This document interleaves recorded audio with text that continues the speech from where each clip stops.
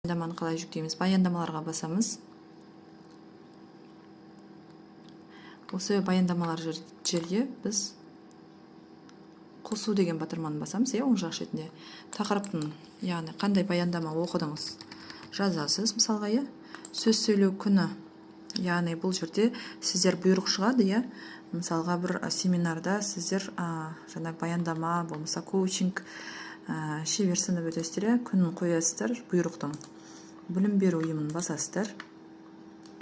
Так, мына жерде лауазымы, өткізу деңгейі, так, модератор болсаңыз білім беру ұйымы, сарапшы болсаңыз аудан, қала. Ары қарай кеттік. Мұғалімнің аты жөні мына жерге, мысалға, лауазымы өзі шығады. Файлды тіркеңіз дейді. Яғни файл тіркегенде бұл жерде сіз бір файлды, яғни семинардың өтті деген мысалға приказ шығады. Сол приказды жүктейсіз. Және бұл жерде Google диск, жалпыға бірдей сақтау қоймасының, яғни Google дисктің ссылкасын қоямыз.